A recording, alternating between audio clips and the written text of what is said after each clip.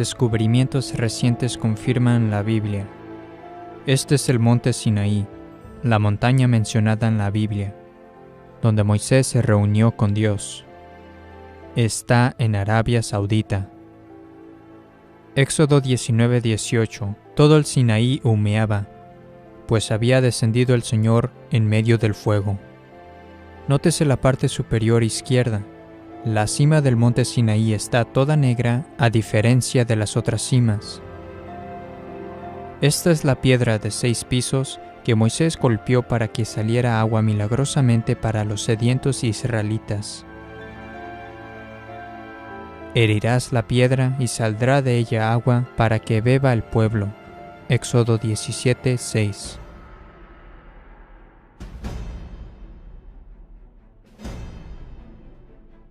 Este es un ejemplo de un carruaje usado por el ejército egipcio en la época de Moisés.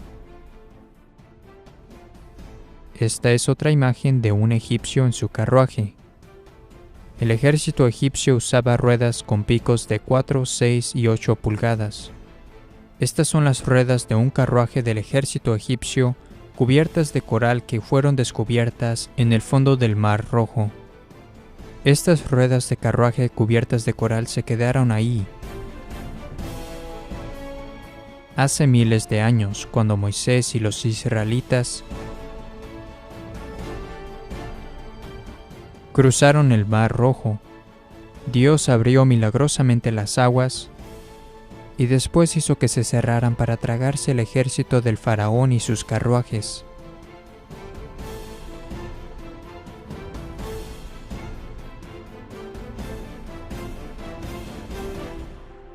El monasterio de la Sagrada Familia presenta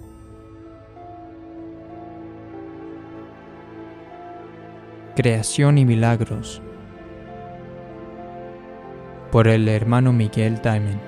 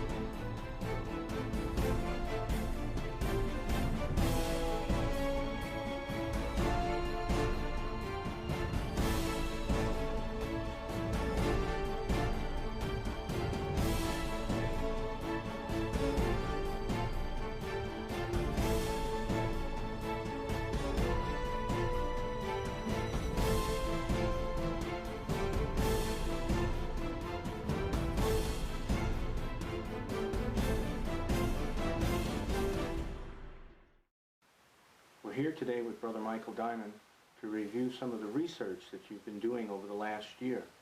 Research on creation, supernatural miracles.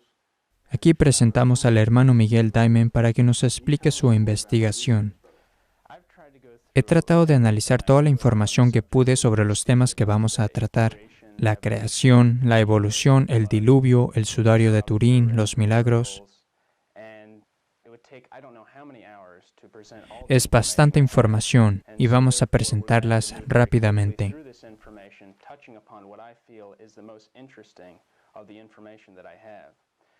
Algo que las personas deben comprender es que esto no se trata de ciencia contra religión, sino más bien de religión contra religión.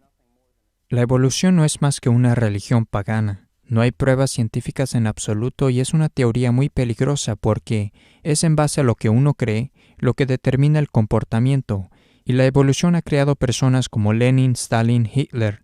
Karl Marx dedicó su libro El Capital a Charles Darwin y seguirá creando este tipo de personas. La evolución atea es la creencia oficial de todos los comunistas y ateos, y es la base necesaria para el ateísmo. Por lo tanto, las personas creen en la teoría de la evolución por su estilo de vida. Ellos no quieren que haya un Dios. Se dicen que existen esos supuestos eslabones perdidos porque dicen que nosotros evolucionamos del mono, pero solo han podido descubrir 2 de estos cuando se supone que deberían tener millones de ellos. Lucy es el más completo de los llamados eslabón perdido, y fue descubierto por Donald Johnson en 1974. Los huesos de las piernas estaban 200 metros más profundos y en una capa de estratos diferente. No se encontraron todos en la misma capa de estratos, ni siquiera en el mismo lugar. Estaban esparcidos por más de 2,5 kilómetros. Todos estos supuestos eslabones perdidos han resultado ser o completamente humanos, completamente animales o falsos. Y solo porque algún animal tiene algunas características similares no quiere decir precisamente que sea un ancestro común. Colin Patterson, un evolucionista panteólogo jefe del Museo Británico de Historia Natural, donde tiene la colección de fósiles más grande del mundo, escribió un libro apoyando la evolución, y alguien le preguntó por qué no incluyó ningún eslabón perdido en su libro. Él respondió diciendo: «Estoy totalmente de acuerdo con sus comentarios con respecto a que faltan las transiciones evolutivas en mi libro. Si supiera de alguna, ciertamente la habría incluido. Dejo claro, no hay dicho fósil. Así que no hay eslabones perdidos, bien que hay millones y millones de fósiles que se podrían estudiar, pero no hay eslabones perdidos, y si la evolución fuese verdadera, entonces los habría». Watson dijo: «La teoría de la evolución es una teoría universalmente aceptada no porque pueda ser comprobada como verdadera, sino porque la alternativa de una creación especial es claramente increíble. O sea, un reloj requiere un relojero, un diseño de un diseñador y la creación de un creador. Y ellos tienen todos esos órganos residuales o vestigios orgánicos, que al principio eran unos 200, pero ahora ya los han reducido a un puñado. Uno de los ejemplos más comunes de la evolución, dicen ellos, es la polilla de Inglaterra. Ellos tienen un 95% de polillas blancas y 5% de las negras, pero cuando llegaron las fábricas que quemaban carbón, los árboles empezaron a hacerse negros del humo. Entonces las contaron nuevamente y se encontraron con que tenían ahora 95 polillas negras y 5 blancas. Básicamente lo que ocurrió fue que las polillas blancas perdieron su camuflaje y se las comían. A eso se le llama microevolución, en donde se crean cambios menores en la estructura y función de una planta o animal. La macroevolución, en cambio, es algo completamente diferente, ya que dice que una especie evoluciona para convertirse en otra especie. Esto no ha sido probado por la ciencia, y básicamente el punto central de la enseñanza de la evolución dice que la vida viene de una generación espontánea de la materia inerte. Entonces, ¿son jóvenes la Tierra y el Sol? El debate acerca de la evolución se podría resolver muy rápidamente si se puede probar que la Tierra es joven.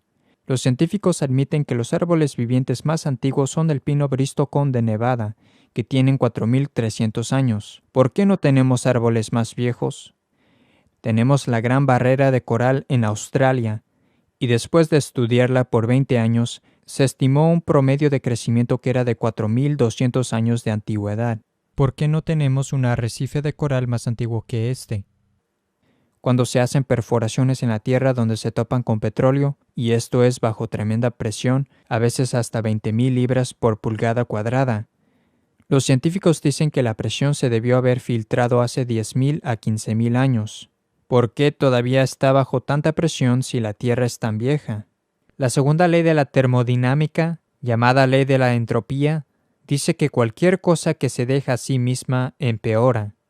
Se habla de la columna geológica, supuestamente prueba la evolución, y que en los libros se los llama el Cenozoico, Mesozoico y Paleozoico. Dicen que todas estas diferentes capas tienen millones de años. Sin embargo, cuando se sacude una jarra llena de tierra, se asentará en capas, algo que se llama ordenación hidrolítica. Y se han encontrado árboles en los sedimentos que van a través de todos estos distintos sedimentos que dicen ser de millones de años. Entonces, hay 2 explicaciones. O estos árboles crecieron en los sedimentos o los sedimentos cayeron sobre los árboles. Además, muchos de estos árboles están al revés. Creo que estas capas fueron creadas por el diluvio mundial. Dicen que el Gran Cañón ha ido erosionando por la corriente del Río Grande. Si esto es cierto, entonces debería de haber 1000 kilómetros cúbicos de sedimentos en la desembocadura del río. Y no hay nada de eso. Después de la erupción del monte Santa Elena, en 1980, 183 metros de estratos fueron depositados y en un día se creó un sistema de cañón. Esto es 1 entre 40 de la escala del Gran Cañón. Así que estas cosas se formaron rápidamente y no, como dicen, por un largo tiempo. Los evolucionistas datan estas capas de piedras por los fósiles que están allí contenidos, y luego fechan los fósiles por la edad de la capa. A esto se le llama razonamiento circular. Los fósiles no se forman tan solo cuando mueren y pudren las plantas y animales. Para que una planta o animal se fosilice, debe tener partes duras, así como un hueso, concha o madera. Tiene que ser enterrado inmediatamente para evitar que se pudra, y no debe ser alterado a través del largo proceso. Y la evidencia fósil que muestra que hubo un diluvio mundial se encuentra en todas partes. Se han encontrado 1000 millones de peces con las aletas extendidas y los ojos saltados. Se han encontrado mamuts con lo último que comieron preservado perfectamente en sus estómagos, y esa alimentación no se puede encontrar hoy en día en esa zona. Se han encontrado peces fósiles dando luz a sus bebés, almejas completamente cerradas, pero resulta que cuando una almeja muere, se abre. La Biblia dice que todas las cimas de las montañas quedaron sumergidas debajo del agua por el diluvio. Y cuando Edmund Hillary, de Nueva Zelanda, escaló en 1950 el monte Everest, que tiene casi 8000 metros, y a partir del nivel de los 900 metros, encontró conchas marinas y almejas por todo lugar. ¿Cómo puede haber conchas marinas en todas las montañas más altas? Únicamente si realmente ocurrió un diluvio universal. Algunas personas creen que el Arca de Noé se encuentra en la cima del monte Ararat en Turquía. Lo interesante es que en el mismo monte Ararat encontraron lava almohadillada, que es una formación única cuando la lava se forma en las profundidades marinas o se forman inmediatamente al entrar en contacto con el agua. También hay cristales de sal en el monte Ararat, los cuales solo se pueden encontrar en lo profundo del agua. ¿Hay evidencia escrita del diluvio? Pues bien, el relato del diluvio se encuentra en tabletas cuneiformes de Babilonia, Arcadia y Sumeria, y estas datan por cerca del 700 a.C. De hecho, un estudio de las tradiciones sobre el diluvio universal revela que hay más de 200 relatos del diluvio en casi toda cultura y civilización del mundo, incluyendo las culturas inca y azteca. En cuanto al tamaño del arca, hay un modelo del arca al que se le han hecho pruebas en un laboratorio marino y han duplicado olas de maremotos de 60 metros. Encontraron que no solo tenía condiciones para navegar, sino que además era extraordinariamente estable. La pregunta que surge, ¿cómo se pudo meter a todos los animales dentro del arca? En primer lugar, se toma el animal más pequeño de cada especie. El Dr. Kenneth Ebel, profesor de biología, dice: cada familia de criaturas de la Tierra tienen un solo par de antepasados. Hay más de 300 variedades de perros en el mundo de hoy, pero todos tienen un único ancestro común. Tendría que haber habido un amplio espacio para cargar todas las especies que conocemos hoy en día, con espacio de sobra para la familia de Noé, alimentos y suministros. Y debido a la oscuridad, los animales probablemente habrían comido menos y dormido más, como en un estado de hibernación. Muchos cientos de personas han afirmado haber visto el Arca de Noé en la cima del monte Ararat. Uno fue Fernane Navarra, un francés experto en demoliciones, que dijo que encontró un trozo de madera del arca en el monte Ararat. Lo interesante es que el monte Ararat es un pico volcánico totalmente despoblado de árboles, y el trozo de madera que él trajo ni siquiera es de un árbol de esa zona. De hecho, no hay ningún bosque en el radio de 480 kilómetros alrededor del monte. Jim Irwin tomó una foto muy interesante cuando viajó con un equipo de la televisión holandesa. Esta asombrosa fotografía muestra lo que ellos creen es el Arca de Noé. Un satélite de observación francés identificó una pieza de un objeto de madera de 61 metros largo y de 26 metros de ancho, que se extiende sobre una grieta todo bajo 18 metros de hielo y nieve. Entonces, ¿cómo es que nadie pueda ir y subir el monte Ararat y obtener el arca? Bueno, el problema es que los escaladores afirman que la montaña es una de las más difíciles de escalar, quizás la más difícil. El arca está cubierta de hielo y nieve, de manera que se puede caminar por encima de ella y no saber que está allí. Cuando el gobierno turco concede permisos de exploración, es solo por el lado sur del monte Ararat. Se cree que el arca está en el lado norte, y por lo general, la gente que es sorprendida escalando por ese lado es detenida por la autoridad turca. Y en el combate continuo entre los soldados turcos y terroristas, más de 6.000 personas murieron en las laderas del monte Ararat durante la década de 1990. Se ha ido demostrando que muchas historias de la Biblia son verdaderas. Los muros de Jericó cayeron literalmente hacia abajo. Que han examinado estos muros y las paredes no se empuja hacia adentro, pero cayó hacia abajo como si la tierra se hubiera abierto bajo sus pies y cayó literalmente. Sodoma y Gomorra, por ejemplo, destruidas por Dios por la homosexualidad y otros pecados de la carne.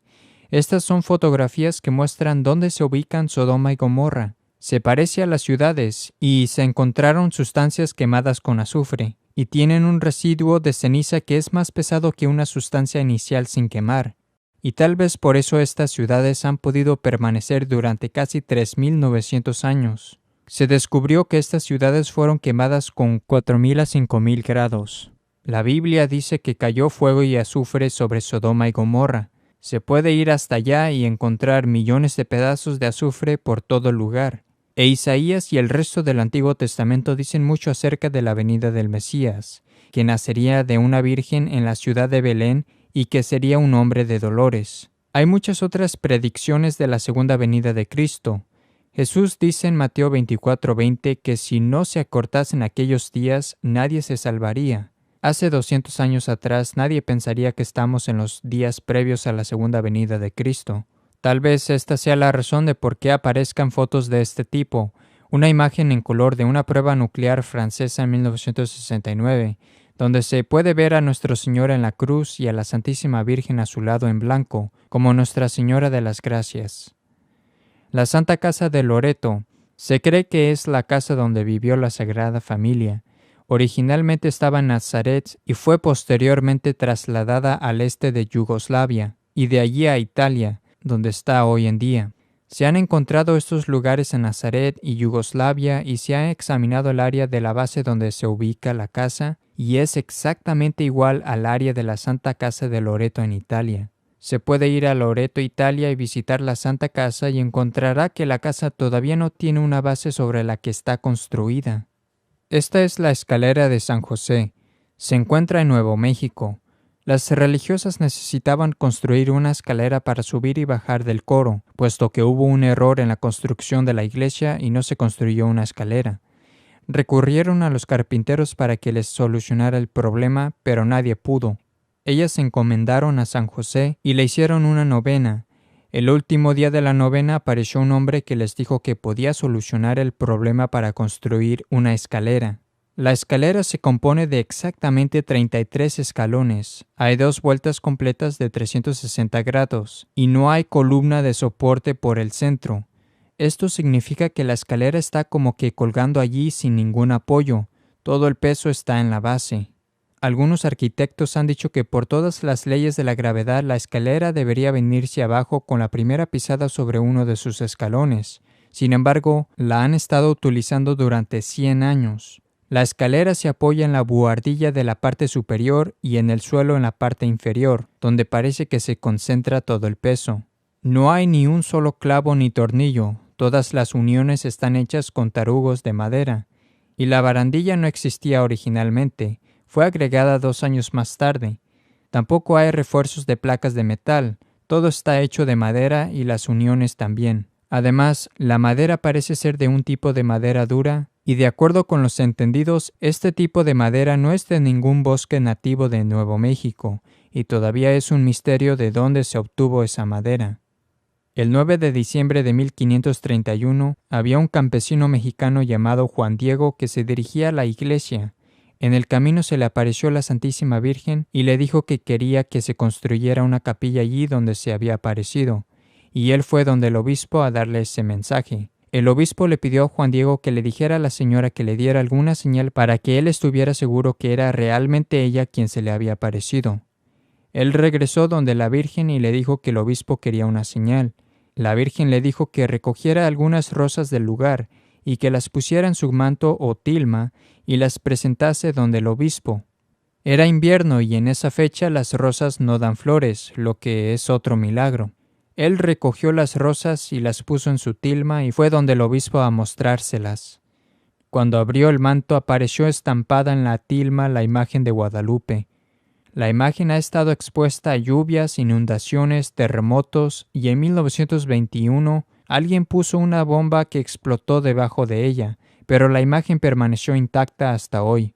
La tilma está confeccionada de una sustancia vegetal que normalmente se deteriora después de 50 años. Ya debería de haberse deshecho, puesto que han pasado siglos.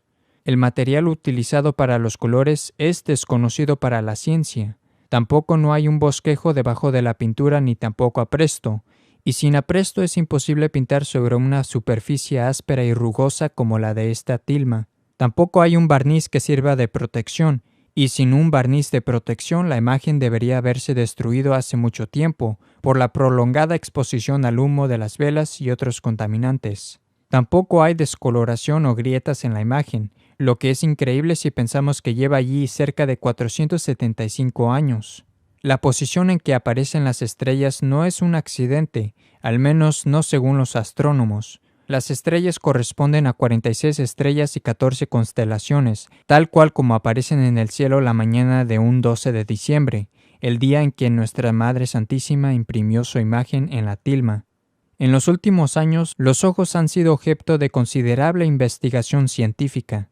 Mediante el uso de tecnología computacional y la ampliación de los ojos hasta 2500 veces, los investigadores han descubierto lo que ellos creen es la imagen de Juan Diego en el ojo derecho. Solo entre 1532 y 1548 hubo 9 millones de conversiones a la fe católica en México, casi duplicando la pérdida de casi 5 millones de fieles que provocó la Reforma Protestante. 20 millones vienen de todo el mundo a contemplar la imagen de Guadalupe. En 1917 la Virgen Santísima se le apareció a 3 niños en Portugal, Lucía dos Santos y Francisco y Jacinta Marto, en Fátima. Ella pidió que la gente rezara el rosario y les mostró a los niños una visión del infierno. Los niños le pidieron a la Virgen que hiciera un milagro para que la gente creyera que ella se les aparecía. Ella hizo el milagro el día 13 de octubre de 1917 al mediodía. Esta fue la primera vez desde la resurrección que ocurre un milagro que se ha predicho previamente que ocurriría en un determinado lugar. Ese día 13 de octubre había entre 70,000 a 100,000 personas reunidas, empapadas por el barro hasta los tobillos. Había incluso ateos, masones y escépticos que estaban allí para burlarse del milagro pensando que no pasaría nada. En determinado momento el sol comenzó a hacer movimientos fuera de las leyes de la naturaleza y girando hacia todos lados durante casi 12 minutos. Luego pareció precipitarse hacia la tierra y toda la gente que estaba allí pensó que ese era el fin del mundo, y cuando estuvo a punto de chocar contra la tierra retrocedió a su lugar normal en el cielo.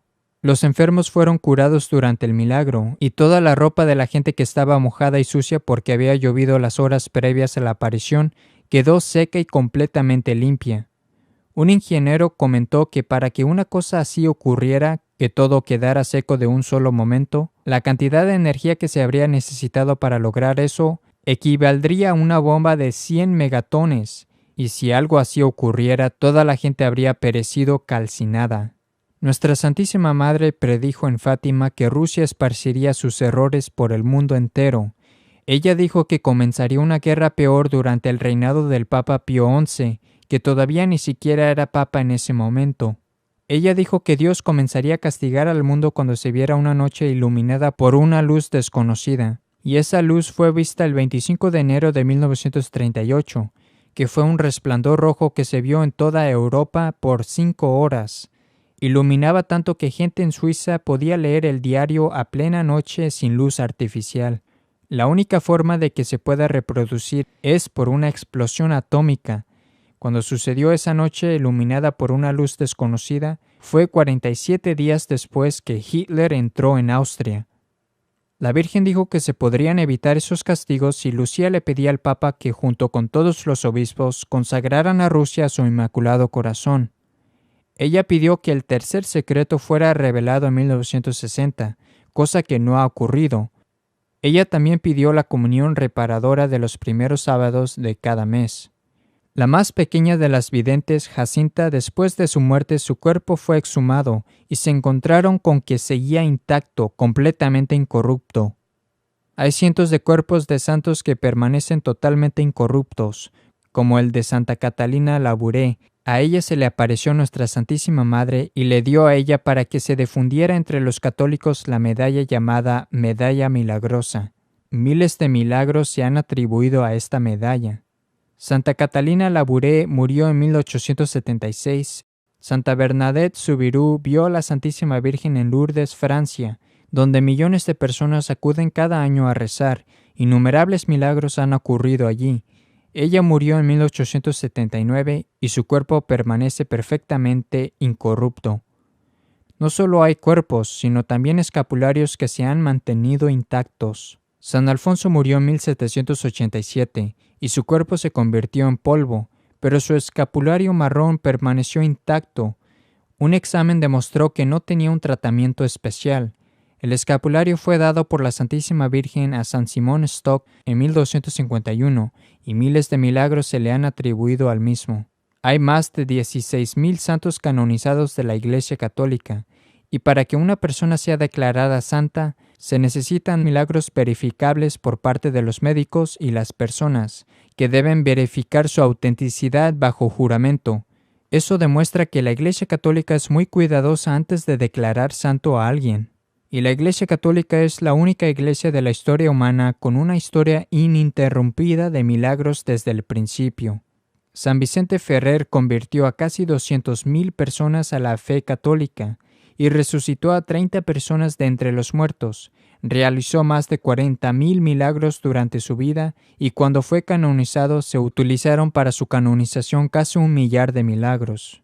El Padre Pío fue otro místico de nuestro tiempo. Él murió en 1968.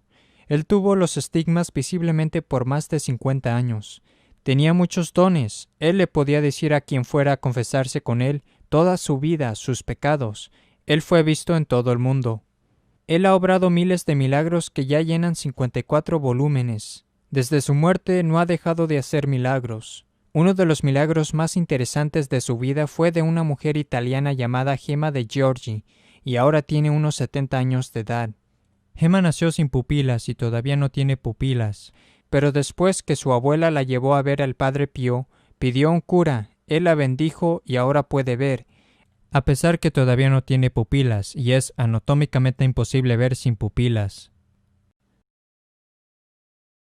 También tenemos exorcismos en cintas de audio, que no solo demuestran la existencia del diablo, también lo poderosa que es la devoción a la Madre de Dios y cuánto el diablo odia el rosario. Ha habido muchos milagros eucarísticos. Los católicos creen que en las palabras de la consagración de un sacerdote católico, el pan y el vino se convierten en el cuerpo y la sangre, alma y divinidad de Jesucristo. Ha habido muchos cientos de milagros eucarísticos a lo largo de los últimos 2000 años que comprueban esta creencia católica. Esto es muy esencial, porque nuestro Señor dice en Juan 6:53, en verdad os digo, si no coméis la carne del Hijo del Hombre y no bebéis su sangre, no tendréis vida en vosotros. En Lanciano, en el año 700 hubo un sacerdote que dudaba de que realmente él estaba consagrando el pan y el vino en el cuerpo y la sangre de Jesucristo. En el momento de la consagración, el pan se transformó en la real y visible carne y sangre de Jesucristo. Los científicos hicieron pruebas a la carne y encontraron que era carne humana. La sangre era sangre humana del tipo AB. Si usted se hiciera un corte y sangrara, a los 15 minutos se pierde todas las propiedades químicas de la sangre. Si se tiene sangre y no es refrigerada, empieza a descomponerse en 1 hora. Ellos tomaron una partícula de la sangre petrificada y la licuaron, y encontraron que tenían todas las proteínas y químicos de la sangre fresca, y eso que tenía 1300 años de antigüedad. Cuando hicieron pruebas a una rebanada del corazón, no se había producido el rigor mortis, y se determinó que el corte del corazón era de un corazón vivo. Otro milagro fue en Siena. En 1730, los ladrones irrumpieron en la iglesia y robaron un copón lleno con 351 hostias. Ellos dejaron el copón con las hostias, y todavía están esas hostias y no se han descompuesto después de casi 300 años. En Casia, cerca del año 1300, había un granjero que necesitaba los últimos sacramentos y llamó a un sacerdote que había salido a visitar a un enfermo, pero en vez de poner la hostia en un copón, él la colocó entre 2 hojas de su breviario. Cuando preparaba al hombre para recibir la Sagrada Comunión, abrió el libro y encontró una mancha de sangre donde había colocado la hostia. Ese fue un milagro en sí mismo y se puede ir a la iglesia y ver la página del libro con la mancha de sangre. Si se mira el interior de la mancha de sangre, se puede ver el perfil de Jesús, su pelo, sus ojos, su nariz y su barba. Se dice que la sábana santa de Turín es el sudario de Jesucristo. Hay gente que ha estado tratando de decir que es solo un fraude medieval. Está suficientemente documentado que el sudario existía antes de la Edad Media, y he aquí una breve historia de su existencia. La sábana santa fue llevada desde la tumba de Jesús por San Pedro y llevada a Edesa, Turquía. Luego se perdió su rastro y no fue redescubierta hasta el año 944 después de Cristo, cuando un emperador bizantino envió un ejército para llevarla a Constantinopla. En 1204 los caballeros europeos de la Cuarta Cruzada saquearon Constantinopla y se la llevaron a Francia, donde Margaret de Charnay la transfirió a la familia de Saboya. En 1532 un incendio en la Catedral de Saboya en Chambéry, Francia, dañó el sudario. En 1578 los Saboya establecieron su capital en Turín, Italia, y se llevaron el sudario con ellos, donde permanece hoy en día. A pesar de la abrumadora evidencia, hay solo 2 puntos que los incrédulos sacan a relucir para desacreditar a la sábana santa de Turín. Una de ellas es la prueba de carbono realizada en 1988 y la segunda es una presunta carta del obispo Darcy que dice que él conocía al artista que hizo el sudario. Esto no prueba que es un fraude. Ninguna de las copias de la carta tienen firma o fecha, no hay pruebas de que el Papa la haya visto o que la haya sido entregada.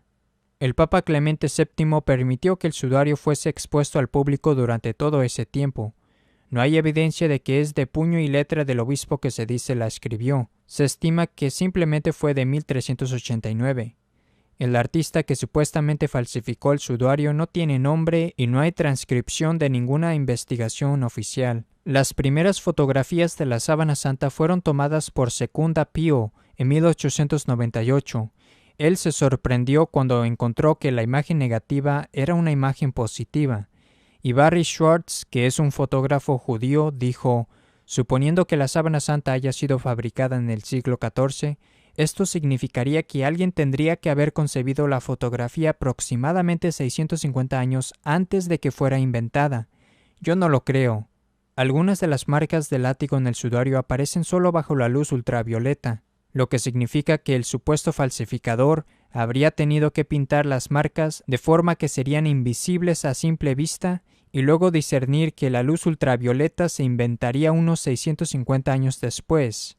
Imposible. No hay un solo rastro de pigmento de la pintura en el sudario, no hay pinceladas, las imágenes del sudario son sin dirección y por lo tanto no pudo ser pintado, no al menos por mano humana.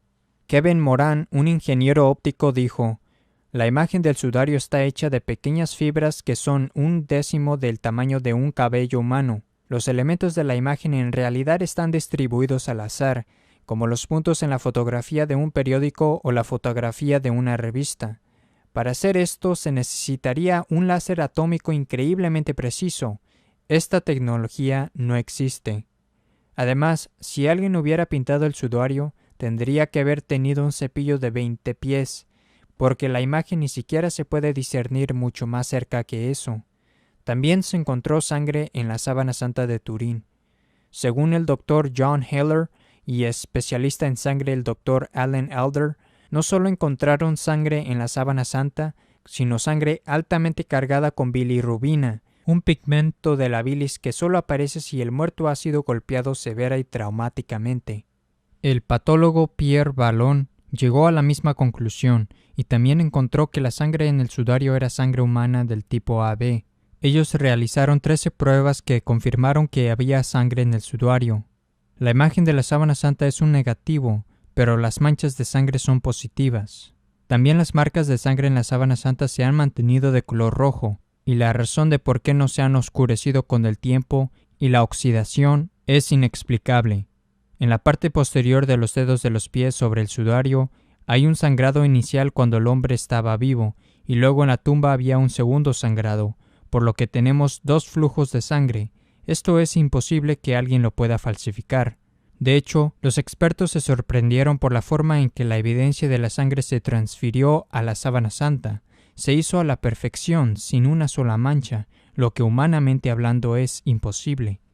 El Dr. Max Frey, un criminólogo suizo, él fue uno de los principales expertos en el análisis de polvo y polen en todo el mundo.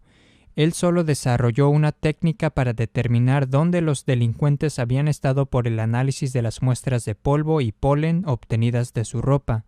Él fue consultado acerca de muchos crímenes por la policía de muchos países. El objetivo del Dr. Frey era muy simple. Si el sudario se falsificó en Francia en el siglo XIV, entonces solo se encontrarían en la tela pólenes franceses o italianos, pero su exhaustivo análisis encontró cerca de 58 pólenes específicos, y solo 17 eran nativos de Europa, el resto eran de Palestina y el sur de Turquía y el sitio de Odesa en Constantinopla. Por lo tanto, esto significa que la sábana santa había estado en esos lugares en algún momento de su historia. De hecho, 13 de los pólenes provienen exclusivamente de Palestina y en la actualidad crecen en Israel.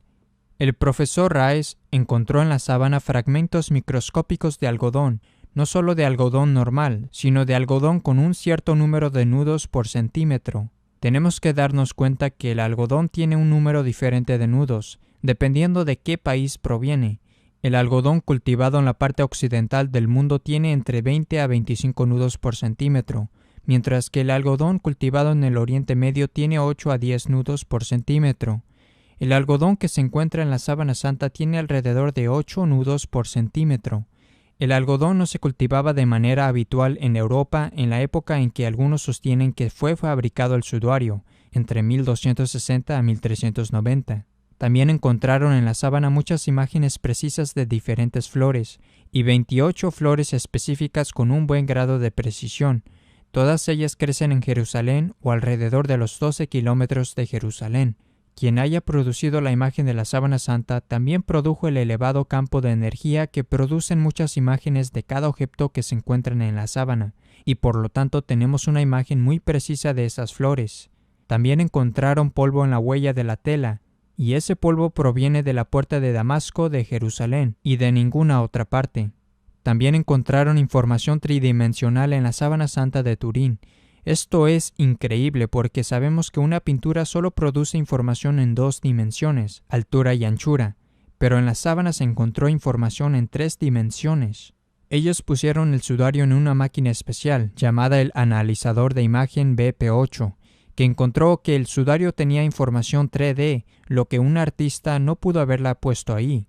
También era una costumbre judía poner monedas sobre los ojos de la persona que moría cuando el cadáver era enterrado. Y en las pruebas que hicieron parece que hay una moneda sobre el ojo derecho. Esta moneda tiene 24 coincidencias con la leptón que fue puesta en circulación por Poncio Pilato entre el 29 después de Cristo y 36 después de Cristo. Se puede ver el bastón y las letras UKAI. Si miramos el sudario bajo un gran aumento se puede ver el bastón y las letras UCAI. El padre Filas se sorprendió al ver esto y se preguntó por qué había una C en lugar de K.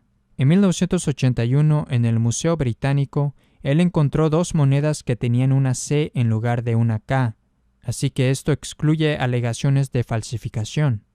El padre Francisco Filas dijo: incluso la imaginación más desenfrenada no puede justificar ninguna afirmación de que las letras minúsculas de 1 entre 32 pulgadas de alto pudieran haber sido pintadas en la tela.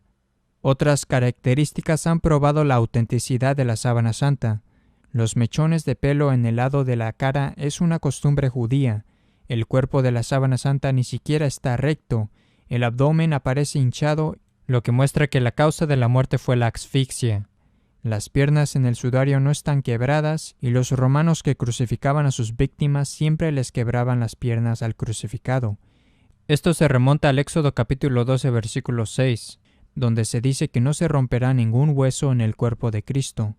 Respecto a cómo fluye la sangre, Cuando alguien es crucificado, las manos se encogen en un ángulo de 25 entre 65 grados, por lo que la sangre fluye de una manera determinada.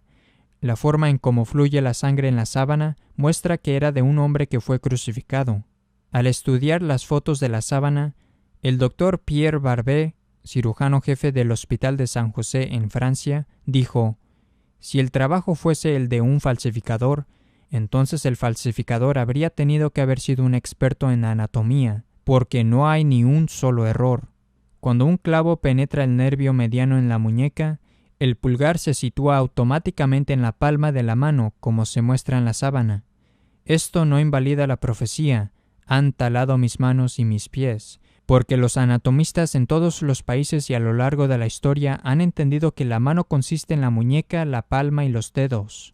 Esta es una foto de un instrumento de flagelación romano llamado flagrum, que consta de una manija en el que se adjuntan 3 correas de cuero, y en cada una de esas correas hay un objeto de metal en forma de mancuerna que era utilizado por los romanos como forma de castigo para golpear el cuerpo.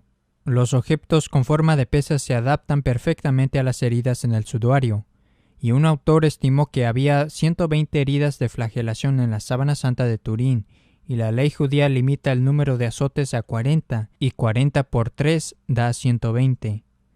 La herida en el costado de la sábana mide 1,3 pulgadas por 7 entre 16 pulgadas, que se corresponde exactamente con el tamaño de la lanza romana llamada lamae, también conocida como la lanza de Longinos, y que se conserva en la Casa del Tesoro de los Habsburgo en Austria.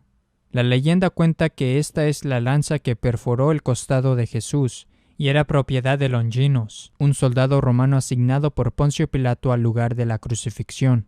Hitler creía en esa leyenda y visitó la Casa del Tesoro cuando tenía 19 años de edad, y cuando invadió Austria al comienzo de la Segunda Guerra Mundial, tomó la lanza porque él creía que tenía que tener la lanza para conquistar el mundo. En la sábana, las nalgas están rígidas con el rigor mortis, y algunos científicos dicen que la persona no había estado muerta más de 40 horas. El científico forense Dr. Robert Bucklin, de Condado de Los Ángeles, dice: «La evidencia de un hombre azotado, el que fue crucificado y muerto de asfixia, es clara. Las marcas en su cuerpo son tan claras y tan precisas médicamente que son, en mi opinión, fuera de toda duda. ¿Por qué alguien querría mantener esta reliquia horrible a menos que fuera el verdadero sudario de Jesucristo?» Los defensores del sudario sufrieron un duro revés cuando se publicaron las fechas del carbono 14 en 1988, y dijo que el sudario era de entre 1260 a 1390. Sin embargo, el carbón 14 está lejos de ser una ciencia exacta. De hecho, moluscos recién muertos, utilizando este método de datación, muestran que han muerto desde hace 3000 años. El evolucionista William Stanfield dijo que no hay un reloj radiológico que sea fiable a largo plazo. El carbono 14 se basa en una serie de supuestos, como la tasa de descomposición siempre ha sido la misma a lo largo de la historia, la cantidad de carbono 14 en la atmósfera ha sido siempre la misma. También se basa en el supuesto de que la columna geológica es correcta, y hemos demostrado que eso no es correcto. 3 laboratorios fueron seleccionados para realizar las pruebas de carbono 14 a la sábana. Obtuvieron 3 muestras de lino de una edad conocida para comprobar la exactitud de sus pruebas de laboratorio. Una de las muestras dio 3000 años antes de Cristo, y cuando salieron los resultados, había un error de 1100 años. Quienes hicieron las pruebas defendieron estos errores como siendo causados por la contaminación de las muestras, pero en la posterior repetición de pruebas de la muestra era aún 1100 años de zafada. Hay demasiadas variables que pueden afectar los resultados, y además quienes tomaron las muestras del sudario violaron 14 protocolos científicos para asegurar la exactitud de la prueba, y también hicieron sus pruebas consultándose entre sí. El secretario de Estado, el cardenal Cassoroli, se rumorea que era masón, dio la supervisión de las pruebas de carbono 14 al director de investigación del Museo Británico, el Dr. Michael Tite. Es extraño que Cassoroli le haya dado la supervisión de la mortaja de Jesucristo a sus enemigos declarados. El Dr. Tite escribió una carta a Jacques Sevin, director del Laboratorio de Radiocarbono de la Universidad de Lyon, en enero de 1988 y pidió un paño similar al de la sábana santa en cada detalle. Evin buscó y encontró un paño similar al de la sábana santa de Turín. El Dr. Tait negó haber escrito esta carta hasta que su carta fue publicada, y luego lo admitió. Cuando hicieron la prueba, cortaron un pedazo de la sábana santa de Turín frente a las cámaras de video el 21 de abril de 1988. Los tres hombres involucrados, el Dr. Michael Tait, el cardenal Balestrero, que antes de las pruebas de carbono 14 dijo que no creía que el sudario es auténtico, y el profesor Luigi Gonella, asesor científico del arzobispo, fueron a una habitación separada en la que no había cámaras de video, y lo que estos tres hombres hicieron mientras estaban en esa habitación nunca fue discutido, negado por ellos. Es evidente que durante esos 30 minutos en que ellos estuvieron en esa habitación había un sustituto de las telas. El tamaño de la tela de prueba no era la misma que el de la pieza cortada de la sábana. Por alguna razón, el laboratorio Tucson recibió 2 muestras. En un principio lo negó, pero luego lo admitió. No podemos obtener las muestras originales, puesto que en análisis del carbono 14 las muestras se destruyen. El Dr. Willifi, que era el que dirigió la prueba en Zúrich, creía antes de las pruebas que el sudario era falso. Así que la mayoría de las personas involucradas ponían en duda la autenticidad de la sábana santa, lo que demuestra que había una agenda sesgada. Cuando los supuestos resultados regresaron al laboratorio, daban como resultado 1260 a 1390. El profesor Ed Hall y el Dr. Tait dieron su propia conferencia de prensa y se podía ver escrito en el pizarrón las cifras 1260 a 1390. El Daily Telegraph de Londres del 26 de marzo de 1989 dijo: el Viernes Santo del 25 de marzo de 1989, 45 hombres de negocios y amigos ricos presentaron al profesor A.T. Hall de Oxford 1.000.000 de libras por sus servicios al haber determinado que la sábana santa de Turín era una falsificación medieval. Hall dijo que él usaría los fondos para crear una nueva cátedra de ciencia de arqueología en Oxford para ser llenada con el Dr. Michael Tait. Por lo tanto, el Dr. Hall asistió al Dr. Michael Tait para proporcionarle una cátedra en Oxford como recompensa por su trabajo en defraudar al mundo acerca de la reliquia religiosa más grande de todos los tiempos. Por lo tanto, si el sudario es una reproducción, ¿por qué no hay alguien que la reproduzca? Nadie puede. La sábana santa muestra muy claramente que Jesucristo vivió, murió y resucitó. He demostrado en este video que no solo existe Dios, sino que la fe católica es la verdadera fe. Quien no abrace la fe católica, hablando de la conversión a la fe católica, se perderá por toda la eternidad. Si usted es católico, rece el rosario, lleve el escapulario marrón, permanezca en estado de gracia y cumpla con su estado de vida. La evidencia está ante sus ojos. Los milagros y los primeros padres de la Iglesia creyeron en todas las enseñanzas católicas, la misma verdadera fe que era y sigue siendo hoy en día. La Iglesia Católica dice qué es lo que es pecado y qué no lo es, y todas las cosas que tenemos que creer para salvarnos del infierno. Si usted asiste a una iglesia no católica y les pregunta qué es lo que debe creer, ellos le responderán en lo que dice la Biblia. El problema es, básicamente, si el Espíritu Santo guía a todas las personas a interpretar la Biblia, entonces, ¿por qué tenemos miles de iglesias protestantes, todas creyendo cosas diferentes acerca de la Biblia? Ninguna de esas iglesias afirma ser infalible. Entonces, ¿quién resuelve la controversia y determina cuál es la interpretación verdadera? Ellos dicen, solo cree en Jesús y te salvarás. Bien, Mateo 7:21 dice, no todo el que dice Señor, Señor entrará en el reino de los cielos. El que hace la voluntad de mi Padre, ese entrará en el reino de los cielos. La teoría que dice una vez salvo siempre salvo y nunca perderás tu salvación, ni siquiera es bíblica.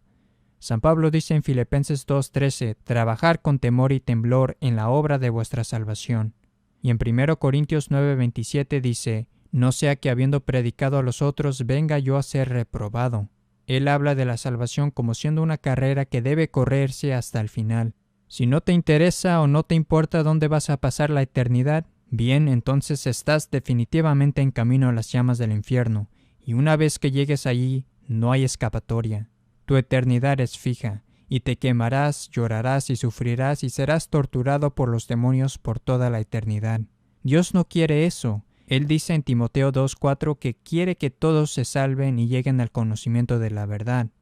Todo lo que has visto y oído en este video es la verdad. Si los que piensan que lo que estoy diciendo es una tontería, entonces se les puede preguntar, ¿qué vas a hacer 200 años a partir de ahora? Todos estaremos muertos y olvidados, y todos los que conocisteis en la tierra estarán muertos y olvidados. Y tu cuerpo estará 1 metro bajo tierra, y tu alma estará en el purgatorio, en el cielo o ardiendo en el infierno por toda la eternidad. Esta es la realidad. Nuestro Señor dice en Mateo 16:26, ¿de qué aprovecha el hombre ganar el mundo entero si pierde su alma? En Mateo 6:33, buscar primero el reino de Dios y su justicia, y todo lo demás se os dará por añadidura. Génesis 3:19, recuerda que polvo eres y en polvo te convertirás. Eclesiásticos 7:40 dice, recuérdate de tus novísimos y no pecarás eternamente.